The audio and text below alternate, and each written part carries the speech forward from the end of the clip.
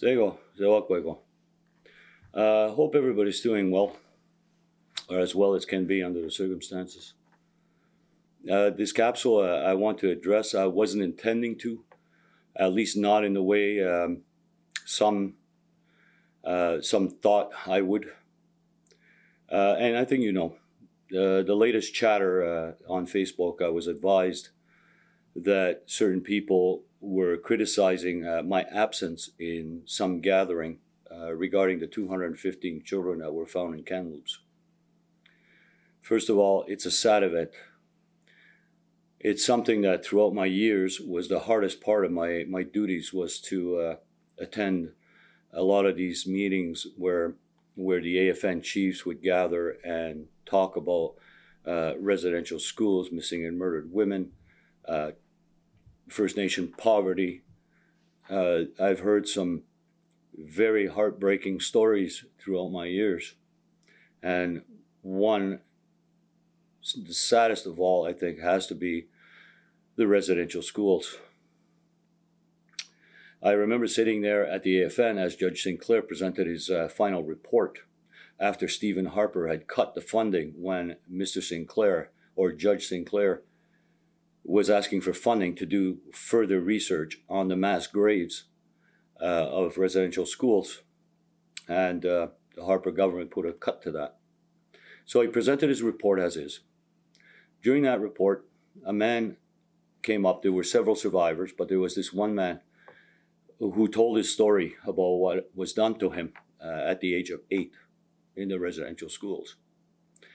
The story was horrific on its own, but what struck me was the man's face as he told it. He was a 60-some-odd-year-old man, went from a look of a man his age to you could see the horror in his eyes, and his face changed back to an 8-year-old boy who had gone through so much trauma. I sat in the second row, and I couldn't help start crying. And his story, I try not to tell it too much, because every time it does bring tears to my eyes. Now, those who attended this gathering and placed those shoes in front of the Catholic Church, it's a great event. It was a good idea to do that. But there are other denominations. Don't forget, Protestants and other religious orders were involved in this residential school, this whole residential school disaster.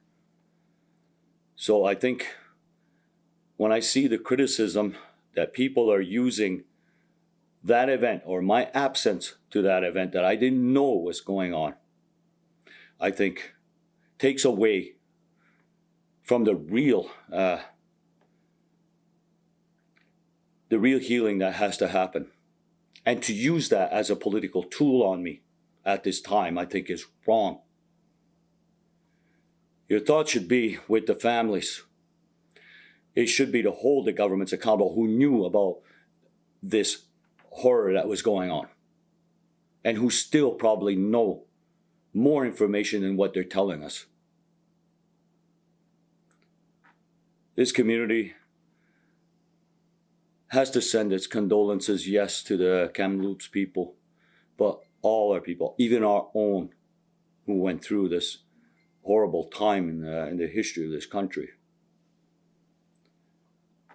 I've met many. I've been to Kamloops. I've met the chiefs there. I sent them my condolences. I sent a letter of condolence to the United BC Indian Chiefs table.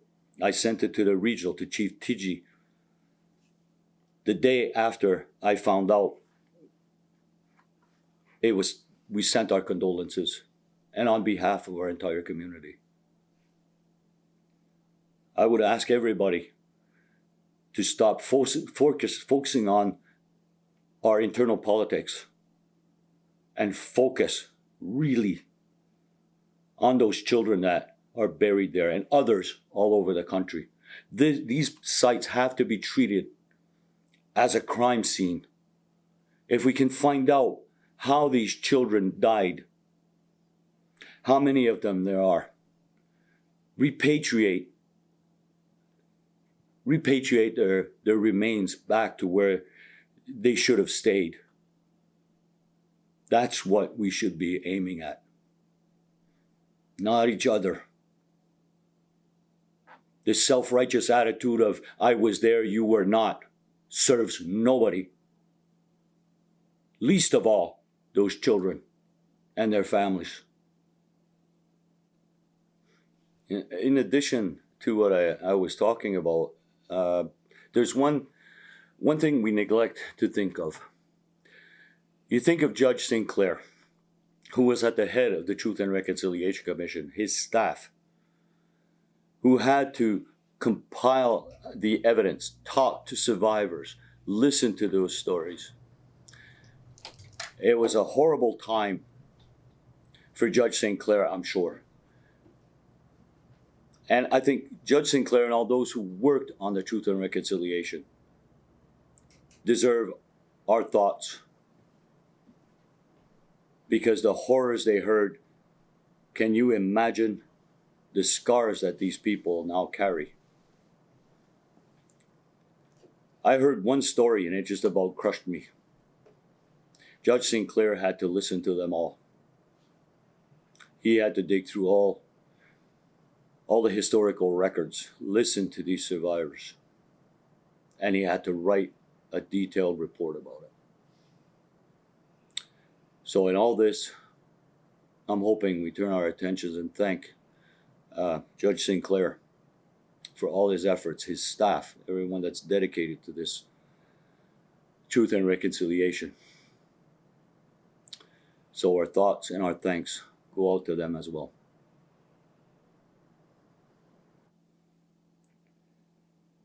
I'm going to continue talking with chiefs across this country while I can. I have a friend of mine. He's a Innu chief and also a survivor of residential schools who lost his brother. He told me that horrible story about it, how his brother died kilometers away after running away from the residential school and died not far from his village. So if people try to make it look like I'm insensitive to the matter, they're so dead wrong. So I'm hoping that the community, at least for this one brief moment, can come together and put our minds in one direction. And we really got to think of those that died, those that have yet to be found, and their surviving families. Maybe someday we'll find some closure somewhere. I appreciate your attention on this very sad issue. And again, I send out, if this video winds up being seen by people from British Columbia, that our sincerest condolences go out to you and all your surviving members from that horrible place. Appreciate your attention. I'll go.